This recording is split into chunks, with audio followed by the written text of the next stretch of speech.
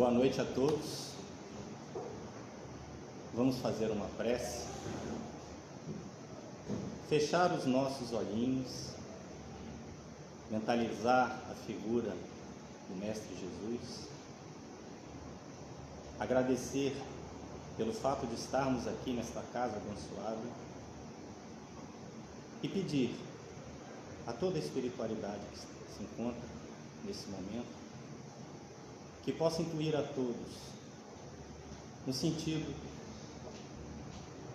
de plantarmos também uma sementinha em nossos corações e cultivarmos os nossos terrenos de modo que a semente que foi plantada por tia Memei, tio Cícero e seus amigos possam encontrar um campo fértil. Assim seja.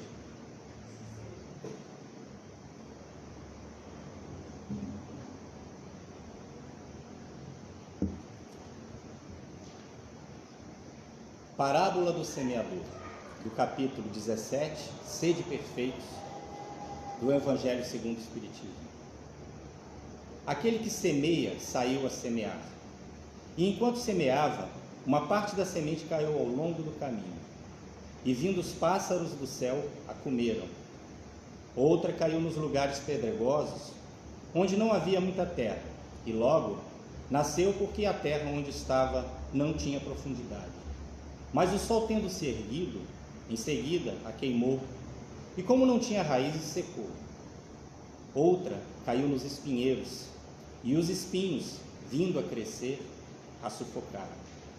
Outra, enfim, caiu na boa terra e deu frutos, alguns grãos rendendo 100 por 1, outros 60 e outros 30. Escutai, pois, vós outros, a parábola do semeador.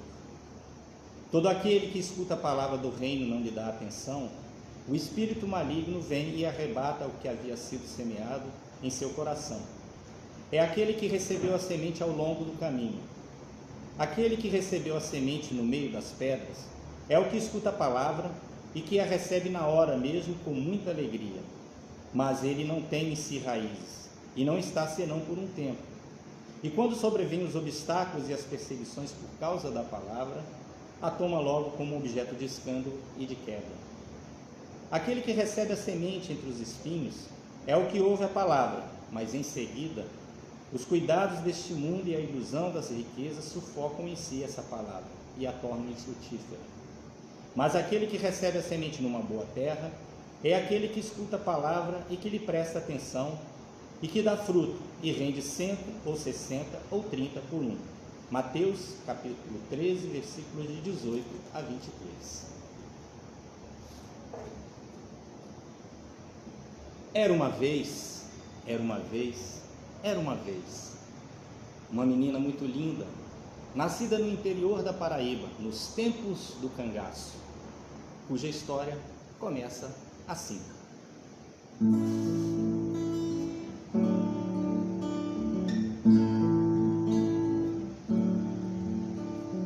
Quando cheguei a este mundo, mistério profundo brotou em meu ser. No tilintar dos segundos, uma voz sussurrava sem eu nem perceber. Ainda não podia dizer o que mais eu queria escutar. Uma palavra que desse um sentido, um significado em minha vida. E o tempo foi assim passando e em minha cabeça sempre a mesma voz. Vai embalando teus sonhos, tecendo o futuro que temos pra nós. E então começou a sorrir. Eu sei que o fardo vai pesar, mas sempre estarei ao teu lado e nas dificuldades irei te ajudar. Quero que cuide de todos meus filhos, daqueles que não têm aonde ir, dos desesperados, dos que passam fome de amor, de perdão e do porvir. Quero que cuide de todos meus filhos, daqueles que não têm aonde ir, dos desesperados, dos que passam fome de amor, de perdão e do porvir. Esta é a tua missão, o sentido com que tanto sonhavas, pois o que importa na vida não é o destino, mas sim a jornada. Hoje meus cabelos brancos me ensinam o quanto ainda tenho a aprender. Inutilentar desse tempo os ensinamentos que ainda vou ter, mas a voz até hoje sussurra a melodia da esperança. Talvez do outro lado do mundo, meio no ouvido de cada criança. Quero que cuide de todos meus filhos, daqueles que não têm aonde ir, dos desesperados, dos que passam fome de amor, de perdão e do porvir. Quero que cuide de todos meus filhos, daqueles que não têm aonde ir, dos desesperados, dos que passam fome de amor, de perdão e do porvir.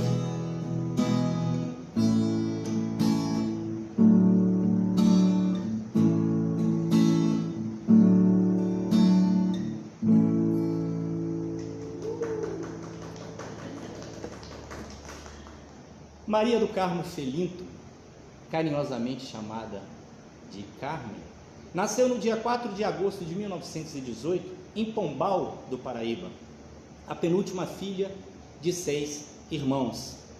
O seu pai, um delegado austero, mas muito humano e justo, assim como outros pais daquela região, protegiam seus filhos, sobretudo as meninas, das investidas de Virgulino Lampião e seu bando. Ele, com os presos, embora utilizasse sempre a lei, sempre o lado da justiça, tinha o seu lado humano, na medida que distribuía entre os presos, juntamente com sua família, tia Carmen também, alimento, roupas, além de outros recursos que o Estado não podia proporcionar à época, início do século XX. Teve um advogado amigo seu que lhe disse: seu Neco, que era o seu apelido, se esse boato se espalhar, gente que estiver desempregada vai matar um só para poder ser sustentado pelo senhor.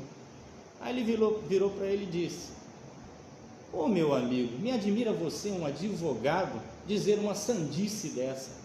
E se fosse contigo, como você gostaria de ser tratado? As atitudes e a forma do seu pai influenciaram muito a personalidade de tia Carmen. Quando ela, vendo o exemplo que o seu pai dava, criou em si a empatia para com as pessoas mais vulneráveis, mesmo que tivessem errado, que era necessário sim ter esse tipo de olhar. Tia Carmen, quando seu paizinho partiu, ela tinha mais ou menos uns 15 anos de idade, e aí ela resolveu procurar um trabalho para ajudar sua mãe nas despesas, porque ela sabia que o arrimo da família tinha partido e que as dificuldades seriam muitas. Então ela conseguiu um emprego num cartório. A dona do cartório, à época, perguntou: mas minha filha, você é tão jovem para estar trabalhando? Mas ela disse que ela estava trabalhando para ajudar sua mãezinha, porque sabia que as dificuldades seriam muitas. Na época, a dona do cartório elogiou: poxa, você é uma menina de muito juízo e de muita empatia para com as pessoas. Tia Carmen deixou o trabalho aproximadamente de 17 a 20 anos de idade, quando ela conheceu sua alma gêmea, tio Cícero, numa quadrilha junina na casa de sua tia. Nada mais nordestino do que isso. Tio Cícero era meio que o pretendido da cidade, né, o bom partido, mas ele escolheu tia Carmen e tia Carmen o escolheu. E a partir daquele casamento, com 20 anos de idade, eles começaram a escrever uma história muito bonita, que rendeu muitos frutos, da semente à videira. Tiveram 2 filhos, Walter e Valdo. Em determinado momento, já passado alguns anos, as crianças estavam um pouco mais crescidas, o irmão de tio Cícero, que morava em Fortaleza, chamou o irmão para buscar mais oportunidades na cidade de Fortaleza, já que Pombal do Paraíba é uma cidade do interior, e tio Cícero topou e disse para o seu grande amor: vamos para Fortaleza? E ela: vamos sim, Cícero, mas antes vamos esperar terminar o ano. Enquanto você vai para Fortaleza arrumando as coisas, vamos aguardar o ano letivo das crianças terminar. E foi assim que aconteceu. Ela aguardou o ano letivo terminar e seguiu. Depois, o tio Cícero, já estabelecido em Fortaleza, seguiu com ele. Lá eles iniciaram a sua jornada em Fortaleza. Ela, certa vez, começou a ter um entendimento maior da vida, e num dia em que ela levou a sua irmã, que estava grávida, a um médico chamado Dr. Otônio Soares, que vai ter uma influência muito grande na vida de tia Carmen. Ela levou ao consultório e as duas lá estavam conversando sobre o sexo da criança. Naquela época não tinha ultrassonografia e não tinha como saber o sexo da criança até o nascimento. Então a irmã disse: se for menino eu vou chamar de tal. Tia Carmen virou para ela e disse: se for menino, por que você não coloca o nome de Allan Kardec? O médico, o Dr. Otônio, olhou para ela e perguntou: dona Carmen, a senhora por acaso é espírita? Ela: não, eu sou católica, mas eu tenho uma certa simpatia, embora eu não conheça nada. Então o Dr. Otônio a convidou para ele, que era um espírita, dirigente de uma casa espírita chamada Casa do Caminho. Convidou tia Carmen para participar de uma palestra e uma reunião, e tia Carmen foi. E a partir daquele momento ela entrou no espiritismo e iniciou assistindo palestras, como todos nós, indo em reuniões, fazendo um ATE, e depois ela começou a trabalhar, começou a se inteirar mais, estudar mais a doutrina espírita, e começou a trabalhar. Numa entrevista que ela fez com Orbélio e seu Marcos, que eu tive a oportunidade, gentilmente eles cederam para que eu pudesse fazer a pesquisa para essa palestra, ela disse que tinha uma mediunidade um tanto intuitiva, e ela não conseguia saber quais eram os pensamentos delas e o que estava sendo intuído pelos espíritos. O que acontece com quase todas as pessoas que começam a trabalhar sua mediunidade. Então ela ficava com receio realmente de mistificar. Teve uma mediúnica, depois de um certo tempo, aproximadamente 1 ano, ela escreveu um texto, e foram, segundo ela, 2 quadrinhas de um poema que eu vou colocar aqui agora para vocês. Eu acredito que talvez vocês não estejam enxergando a letra, e eu vou ler para vocês a poesia que ela psicografou há um bom tempo atrás. E diga-se de passagem, na entrevista, ela provavelmente já estivesse com uns 90 anos de idade, alguma coisa assim, conseguiu lembrar o texto inteiro.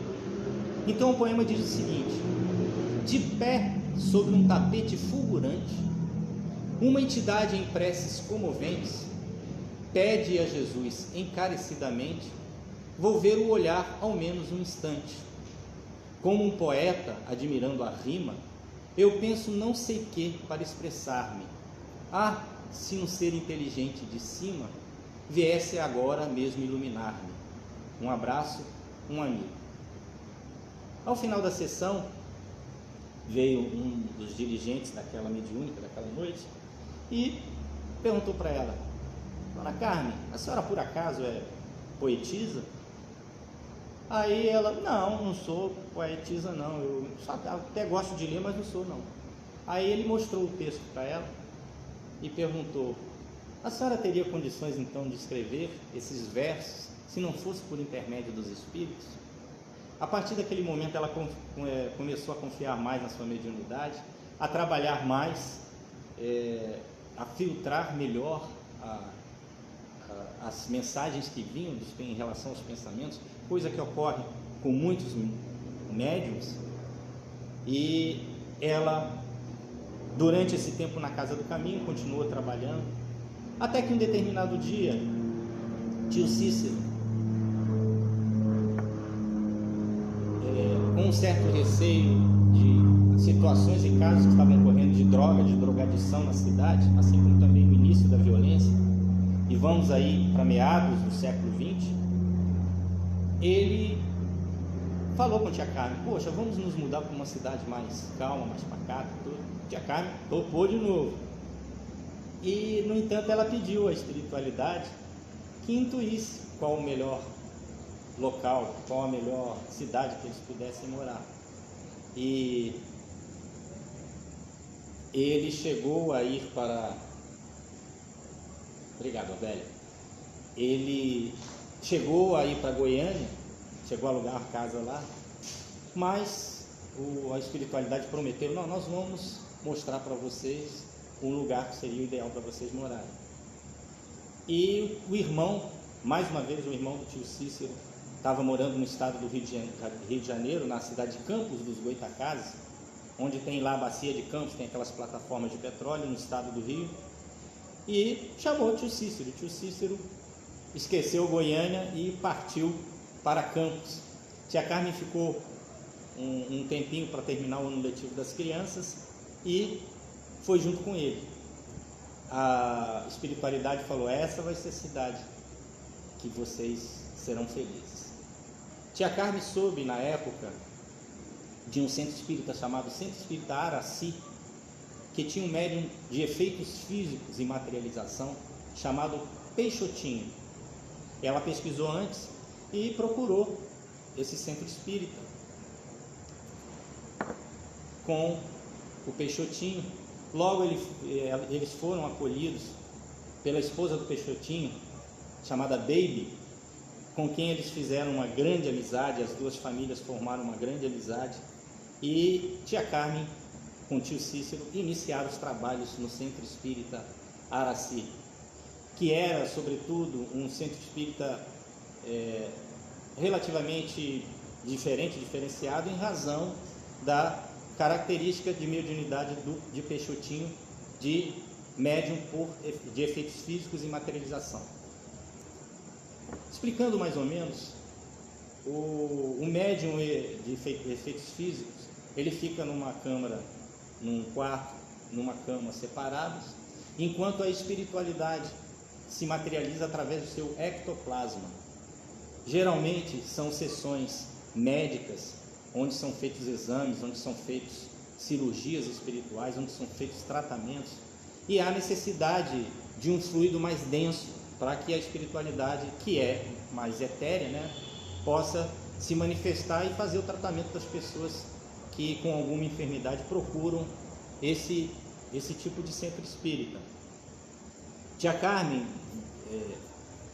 viu, presenciou vários fenômenos de materialização, inclusive Dr. Bezerra de Menezes, que sempre estava lá, a irmã Sheila, que era uma enfermeira alemã da época da Segunda Guerra Mundial, assim como também ela disse que viu Clarencio, o personagem do Nosso Lar de André Luiz, e vivenciaram eles muitos fenômenos de materialização, dos quais eu vou dar 2 exemplos que eu achei muito significativos, até mesmo porque foram 2 exemplos que tia Carmen mencionou.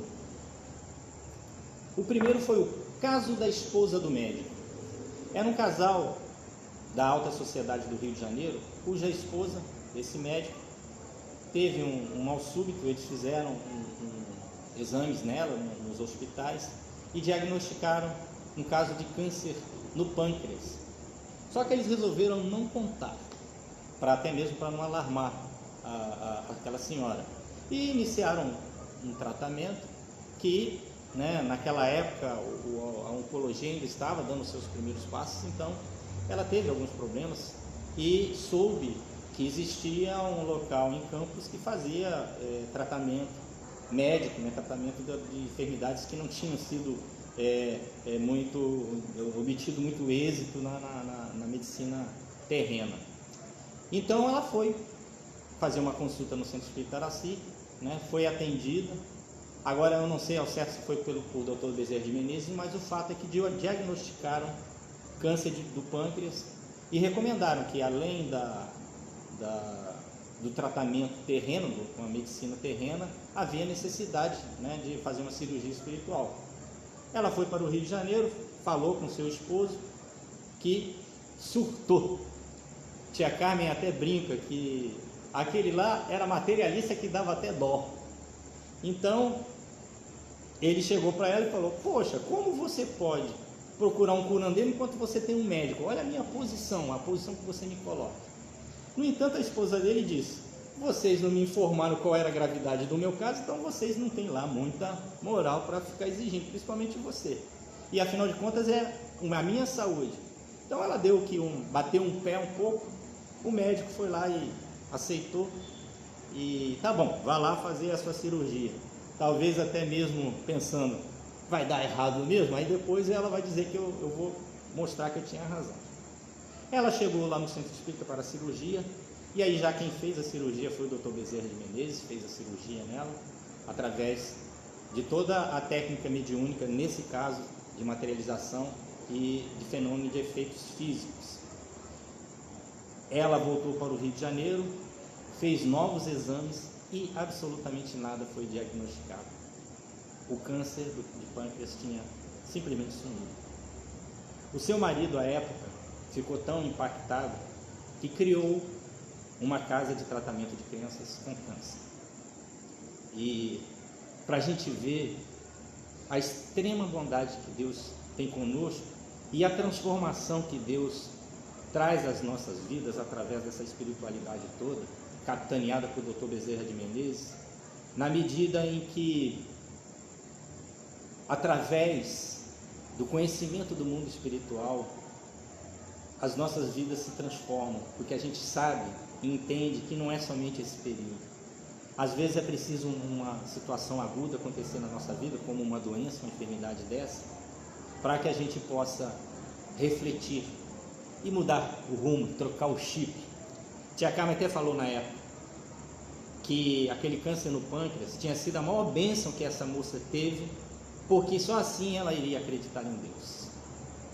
O segundo caso, o famoso caso do menino que engoliu um prego.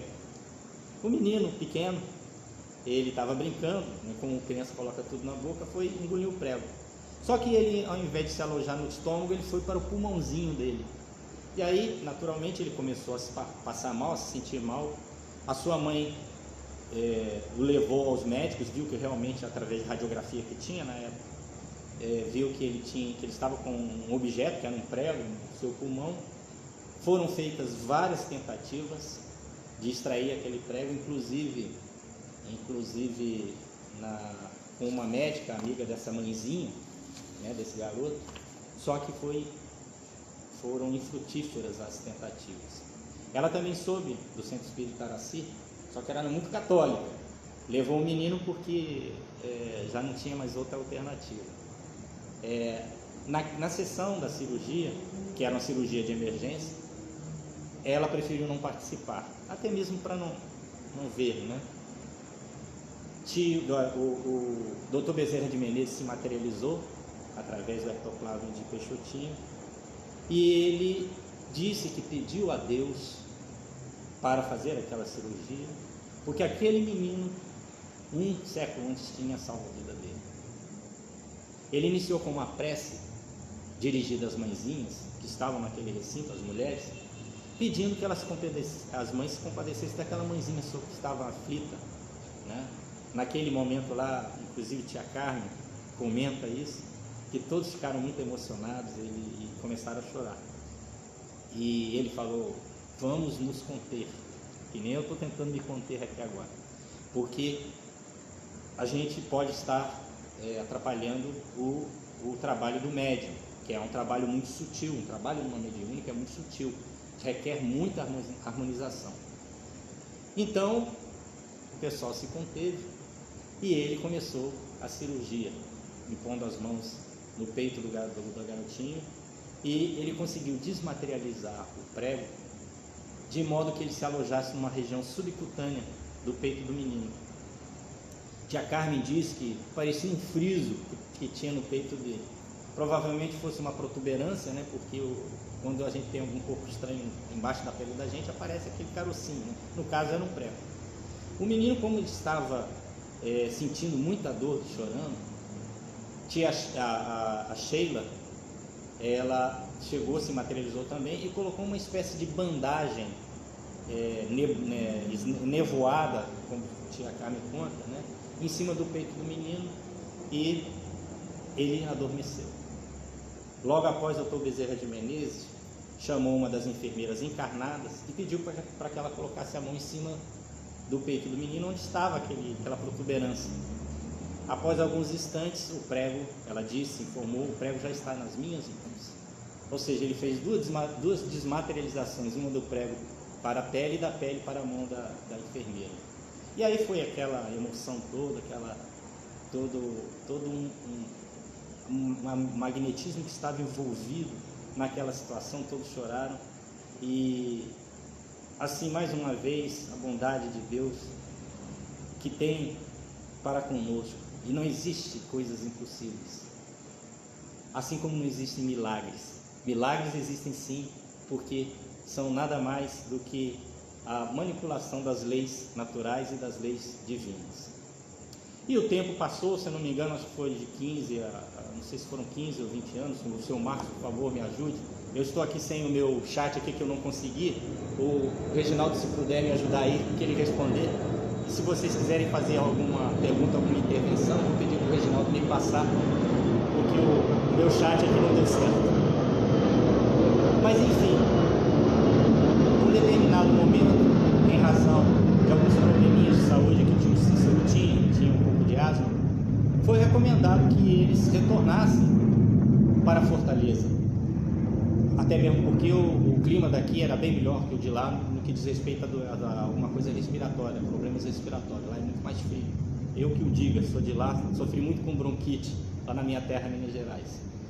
Então eles resolveram vir para Fortaleza, e quando chegaram pediram o auxílio do seu Marcos, que era sobrinho da tia Carmen, alguém que tia Carmen, quando veio passar umas férias lá de Campos, lá em Pombal, viu aquela criança de 11 anos e pediu para sua mãezinha para trazê-lo para aqui, para Fortaleza, para que ele tivesse mais oportunidades. Aqui ele foi criado, estudou, se formou, fez família, se estabeleceu, tem filhos e netos, para a gente ver assim, a capacidade que tia Carmen tinha de mobilizar, de convencer as pessoas, a ponto de uma mãe entregar o filho aos seus cuidados. Então, seu Marcos aqui já em Fortaleza, recebendo, conseguiu uma casa aqui na Walter de Castro, é Walter de Castro, né? Aquela mesma casa onde a história toda do Meimei começou, e que eu tive a honra de ter conhecido, fui tocar essa primeira canção lá para a tia Carmen nos seus últimos anos de existência aqui, da última existência. E aí ela pediu, não, vamos para um centro espírita. Seu Marcos indicou, né, o Francisco de Assis. O Francisco de Assis foi uma espécie de pai do Meimei, e vou lhe dizer por quê. Lá eles começaram a trabalhar, tia Carmen já com um certo domínio da doutrina e tudo, né?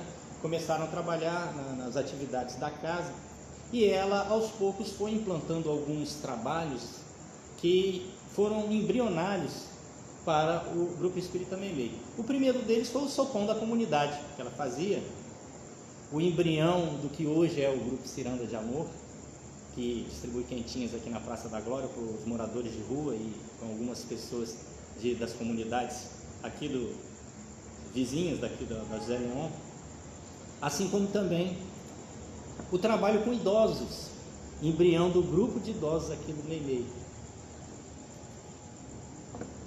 O trabalho com as crianças, embrião da evangelização infantil, que ocorre todos os domingos aqui no Meimei. Tinha também ela um trabalho de receituário mediúnico, onde ela aviava as receitas através de psicografia de pessoas que procuravam consultas, né, através de receitas homeopáticas, assim como também a mediúnica, que ela trabalhou. E por aí foram mais ou menos uns 12 anos, onde chegou um determinado tempo em que tia Carmen vislumbrou que havia necessidade, ela como morava aqui na cidade de Funcionários, havia necessidade de ter um centro espírita aqui para dar um apoio material e espiritual para as comunidades circunvizinhas, principalmente aqui da José Leon. Dizia até ela o seguinte: faltava pastor e pasto. Então, em razão disso, assim como também em razão de tia Carmen já está numa idade mais ou menos avançada, de 70 anos, tio Cícero um pouquinho mais velho, né? E aquele vai e vem que o próprio senhor Marcos levava os dois lá para o Francisco de Assis, estava ficando um tanto cansativo, bem como alguns companheiros de jornada do Francisco de Assis também moravam aqui na cidade dos Funcionários, como o Heitor, Ana Rosa, a Osani e o próprio senhor Marcos. Houve a necessidade, então, surgiu a necessidade de serem criado um centro espírita aqui. Então, os primeiros nomes, o primeiro nome que foi sugerido foi Estrada de Damasco para o centro espírita. E vislumbrou-se a necessidade de um terreno, né? Inicialmente, as reuniões eram ali na casa deles, e tia Carmen ficou sabendo conheceu uma pessoa que estava querendo também criar um centro, tinha o seu grupo, um centro espírita aqui na cidade de Funcionários, e eles resolveram unir forças. Enquanto isso, Osani já havia elaborado um ofício para a prefeitura, ela trabalhava na Assembleia Legislativa, e elaborou um ofício solicitando um terreno, fazendo uma exposição de motivos, né?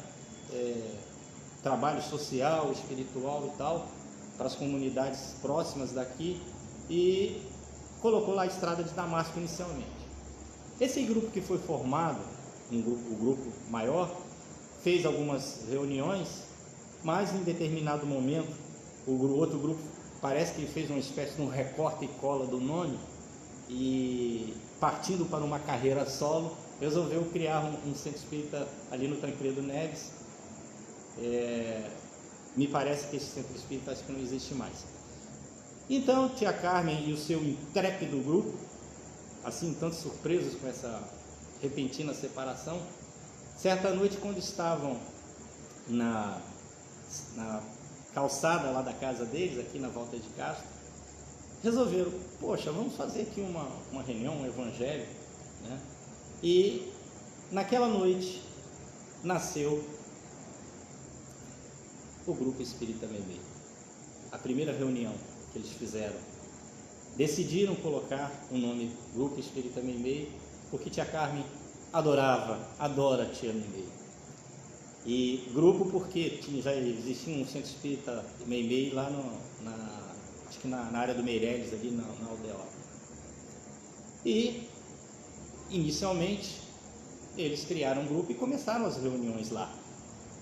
Foi inevitável, nas conversas que eu tive com as pessoas com quem eu conversei, né, nas minhas entrevistas, foi inevitável fazer uma comparação da lenda de Camelot, um grupo que lutava pela justiça e pela paz, numa espécie de versão sertaneja cearense, onde os membros poderiam muito bem ser King Cícero, o moderador, Queen Carmen, a dama de ferro, e seus cavaleiros e amazonas da távola espírita, Sir Marcos, o incansável, Lady Osani, a fiel escudeira, Lady Ana Rosa, a guerreira, e Sir Heitor, o guardião da doutrina.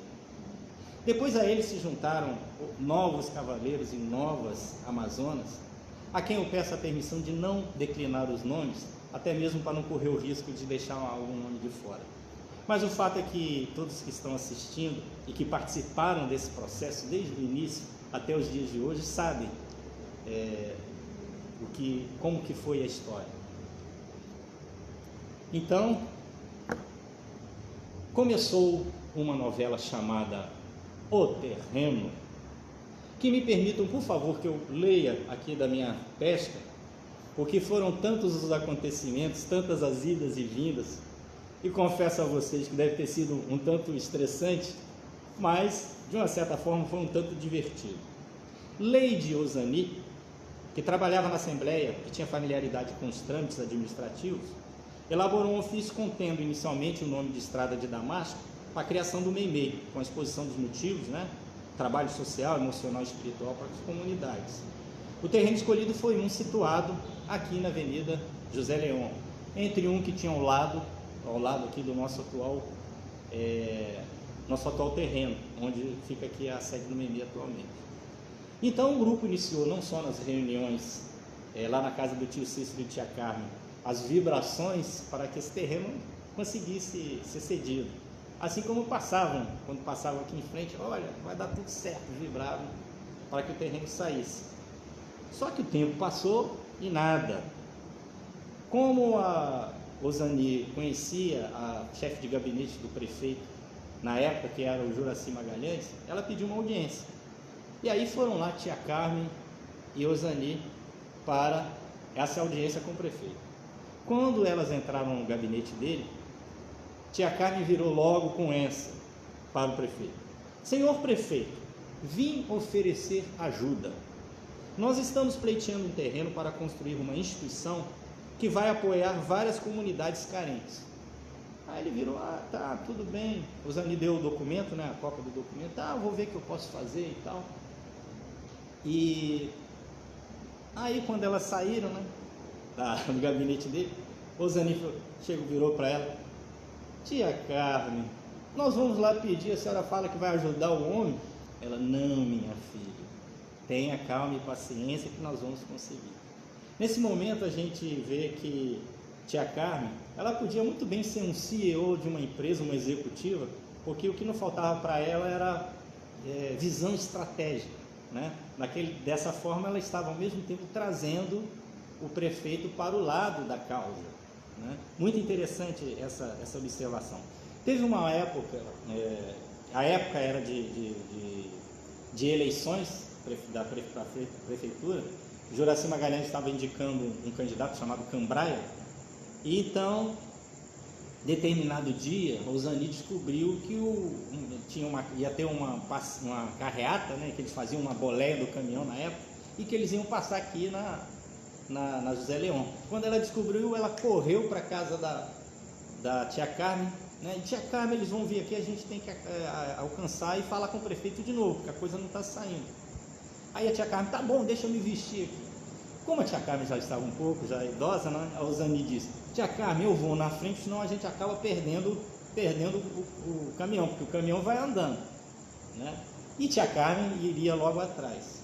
Aí eu só fico imaginando, vamos imaginar a cena de Osani correndo atrás do caminhão e tia Carmen esbaforida atrás, me lembrando daquela famosa marchinha carnavalesca de Caetano, que dizia que atrás do trio elétrico só não vai quem já morreu. Então elas conseguiram finalmente alcançar, assistiram todo o comício e logo foram lá procurar o prefeito. Prefeito, por favor, o nosso terreno e tal. Aí ele: tá bom, pode deixar que eu vou resolver, deixa comigo. Aí passou o tempo de novo. Tia Carmen conhecia um diretor da TV Verdes Mares que era espírita e tinha uma amizade muito grande com o Juraci Magalhães. E ela foi lá e pediu para ele. Osani, por sua vez, pediu uma audiência com ele, Foi lá na TV Verdes Mares.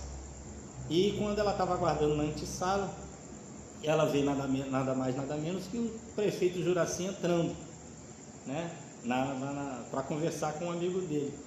Aí ele disse: ô minha filha, você aqui?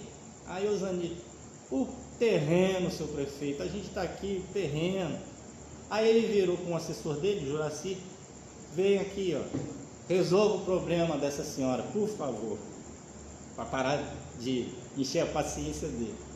E aí o assessor conversou, ela falou tudo, mostrou o documento e tal, né? Ele: pô, deixa comigo. Aí beleza, rolou algum tempo.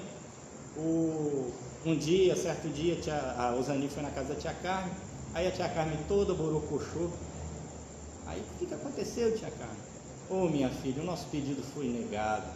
Aí ela: não é possível, a gente batalhou tanto para isso acontecer. Aí ela pediu para ver o documento, porque como o endereço do Meimei ainda era a casa deles, né, todos os documentos iam para lá, os despachos, né? Aí ela viu o requerimento foi indeferido porque o terreno não podia ser cedido, não havia amparo legal. Aí ela se lembrou que tinha uma amiga que trabalhava no Tribunal de Contas do município, procurou essa amiga e procurou a lei orgânica do município, para ver se tinha alguma brecha.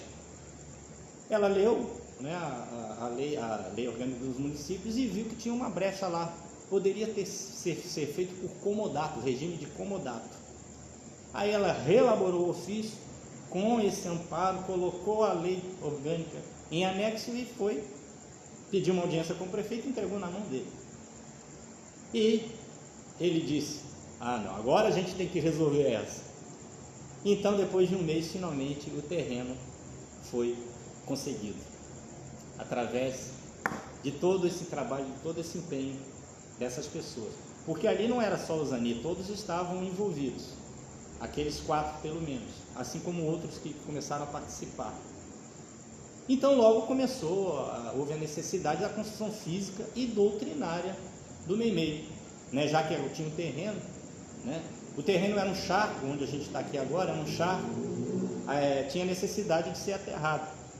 O seu Marcos, na época tinha uma obra que a Washington Soares estava sendo iniciada, as obras lá, então tinha muitos carros, muitas carretas que traziam, caçambas que traziam terra e levavam, Deus sabe para onde.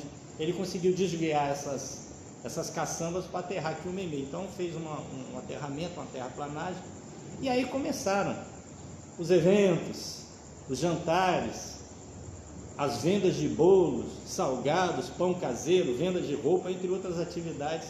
Inclusive nós temos até hoje, através do nosso bazar, dos famosos jantares que a Mônica faz aqui para angariar fundos. Então era do mesmo jeito.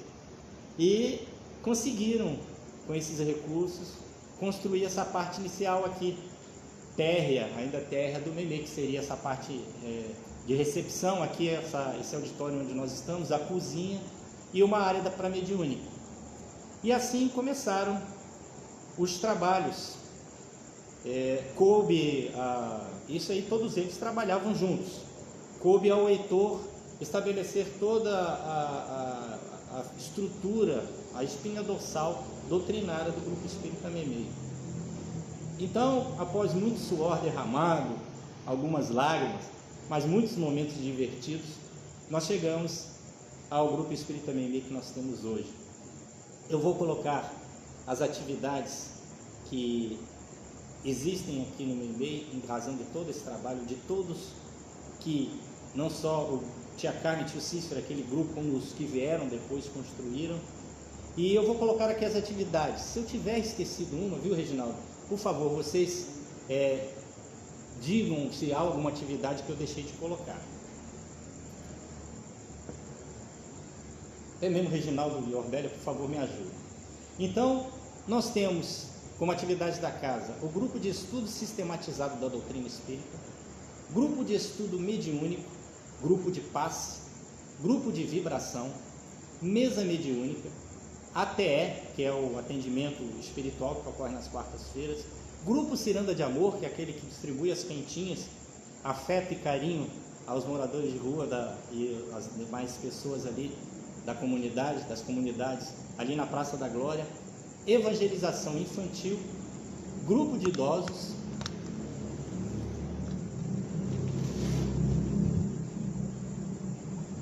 Tá melhor?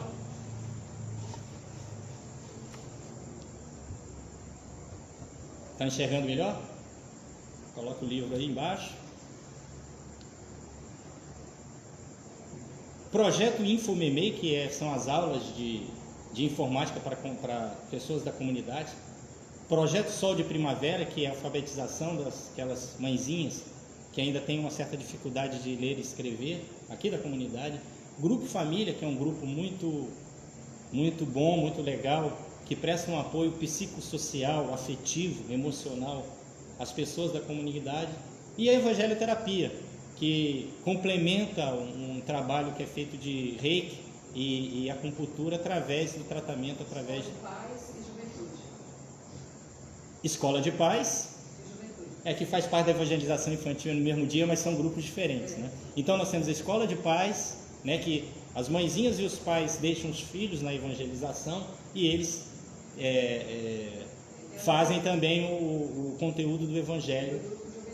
E o grupo da juventude, que seria, no caso, evangelização infanto-juvenil, certo?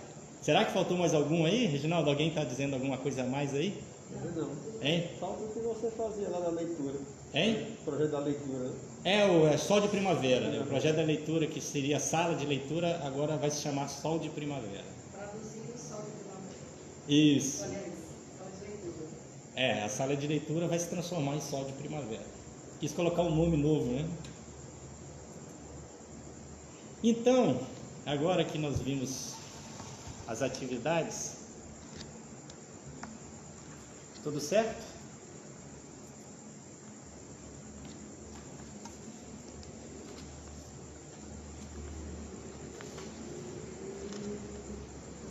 Tá tudo certo, né?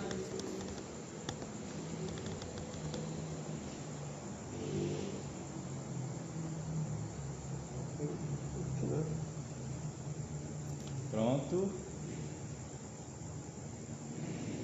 Tem uma pessoa que eu gostaria de falar a partir do depoimento das pessoas com quem eu conversei. Nós não falamos muito, mas aquilo que foi falado dele foi falado com muito carinho, com muito afeto. E, na minha opinião, a percepção que eu tenho, que tio Cícero era uma espécie de ponto de equilíbrio daquele grupo, uma espécie de moderador, daquele que as pessoas vinham e, naqueles momentos difíceis, vinham aquele amparo, aquele suporte, principalmente para a tia Carmen. E ao final das reuniões, quando ainda era a sede era lá na casa deles, ao final das reuniões ele sempre pegava uma florzinha de cravo que tinha um pé de cravo no quintal da casa deles e entregava para um dos participantes. Lembra dessa, velho? Pois é. Então eu só fico imaginando, eu que não tive a oportunidade de conhecê-lo, eu fico imaginando... Hein? Pois é. Ele partiu antes de eu chegar, né? Ou muito antes, não sei. Então eles diziam, né? O Fabiano dizia, poxa, ele era um grandalhão. Eu fico só imaginando aquela cena de uma pessoa de porte muito alto com a meiguice de entregar uma flor de cravo às pessoas. Então, assim, fica essa minha homenagem ao tio Cícero.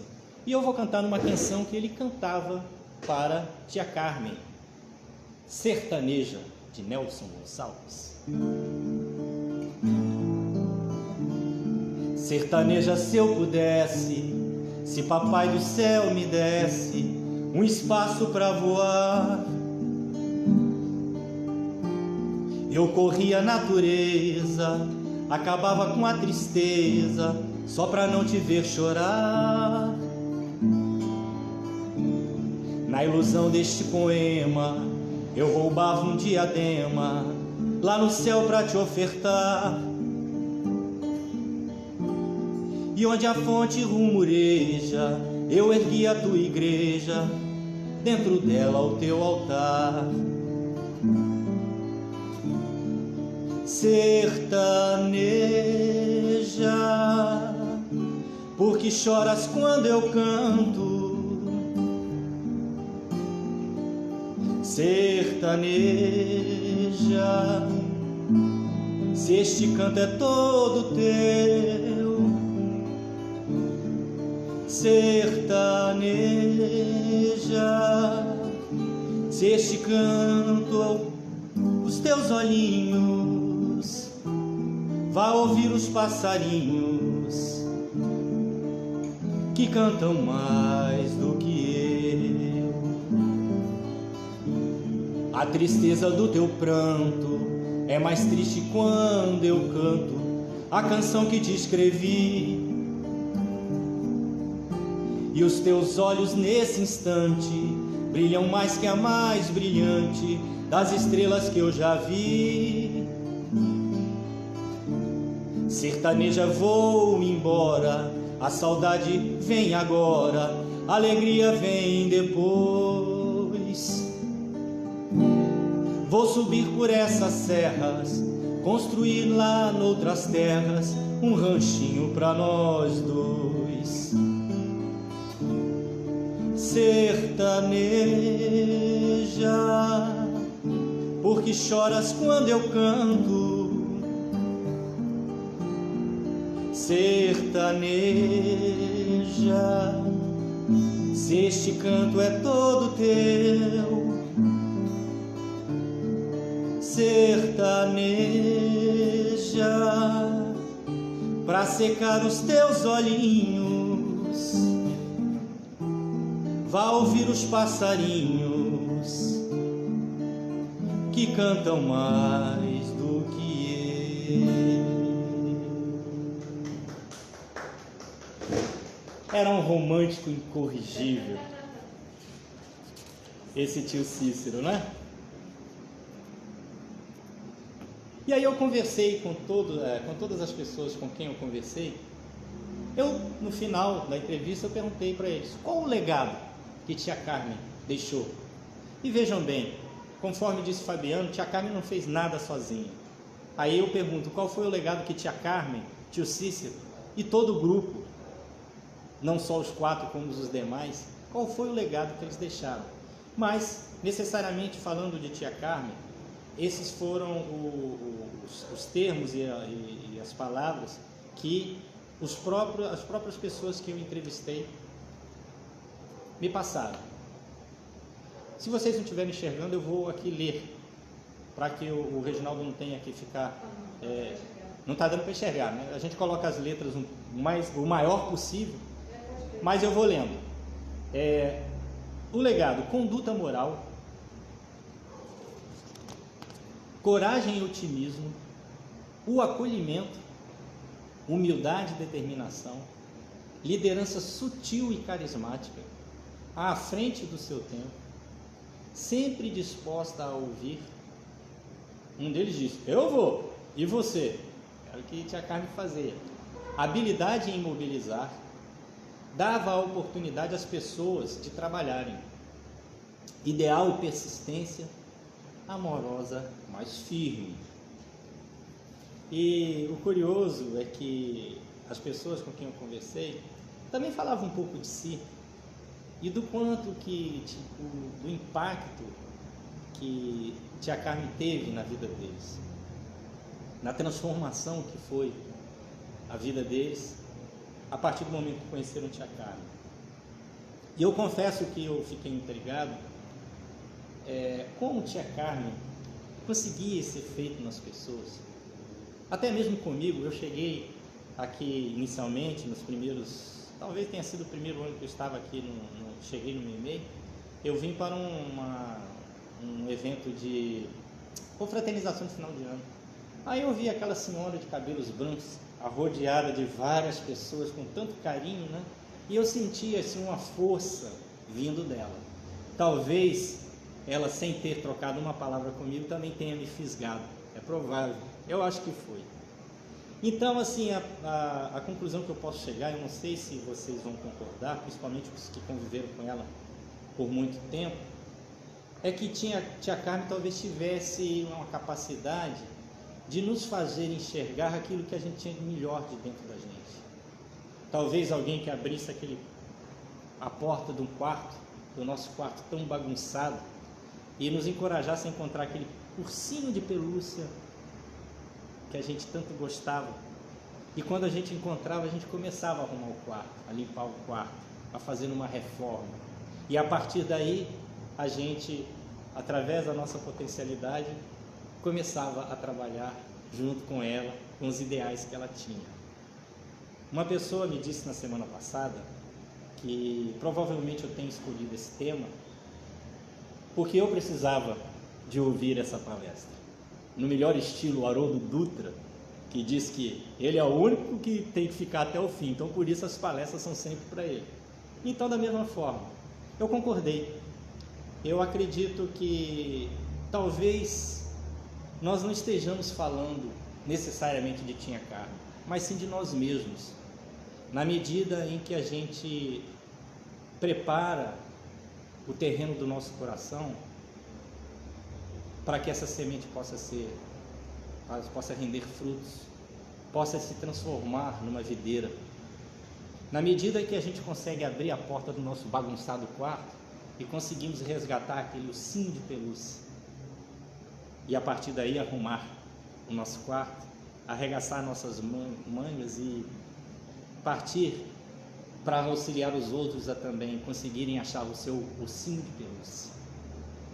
Talvez seja para a gente ter um pouco mais de empatia com as pessoas que sofrem, com aquelas que são mais vulneráveis do que a gente, que ainda não têm condições de discernir ou de entender o mundo maravilhoso que nós temos, uma vida maravilhosa que nós temos, o quanto Jesus é maravilhoso, o quanto que tia Meimei é maravilhosa, o quanto tia Carmen e tia Cício são maravilhosos, e com certeza eles estão lá no outro plano, trabalhando muito mais talvez do que antes, porque afinal de contas eles não estão com essa roupagem mais pesada, agora eles estão mais livres e soltos, mas estão trabalhando por nós. Então eu acho que essa palestra é um pouco para nós também. Teve uma pessoa que eu conheci essa semana passada, e que eu tive a honra de entrevistar, fiquei muito feliz, ela ficou muito feliz, eu acho que nós fizemos uma amizade muito grande, que disse que uma época que ela perdeu o seu ente querido, ficou muito triste e meio que sem rumo, foi mais ou menos na mesma época que ela conheceu tia Carmen. Ela foi procurar auxílio lá no Francisco de Assis, e aí quando ela conheceu tia Carmen, ela crente que ia ser acolhida, que ia talvez receber um passe, alguma coisa do gênero. Mas a primeira coisa que tia Carmen disse para ela foi o seguinte: minha filha, tá vendo a cozinha ali? Vá lá descascar batata, porque a gente tem que fazer o sopão da comunidade e a gente tá atrasado. Aí ela de imediato foi lá e descascar batata, começou, né? E aí ela começou a trabalhar, né? Passaram-se os meses, as semanas, os dias, semanas e meses, e ela se engajou de cabeça nos trabalhos sociais da casa, nos trabalhos doutrinários, começou a tomar mais perto da doutrina espírita. E quando deu mais ou menos um ano, um tempo assim, ela virou para a tia Carmen e falou: poxa, tia Carmen, eu já estou trabalhando aqui e tal, mas até hoje ninguém veio me acalentar aqui que eu perdi o meu paizinho, tal, não sei o quê. Aí tia Carmen disse o seguinte para ela: acho que essa aí vocês estão enxergando, mas eu vou dizer: minha filha, enquanto você cuida do outro, alguém cuida de você. Então eu vou encerrando esse nosso bate-papo com uma canção que pode também ser a nossa prece final, uma canção que tia Carmen dedicava ao seu querido Cícero, chamada Alma Gêmea. Mas eu acho que agora, nesse momento, ela está oferecendo e dedicando a todos nós.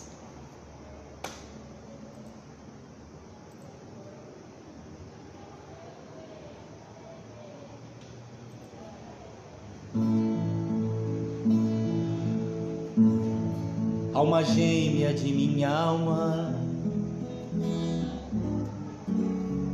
flor de luz da minha vida, sublime estrela caída das belezas da amplidão. Quando andava pelo mundo, triste só no meu caminho, chegaste devagarinho e encheste meu coração.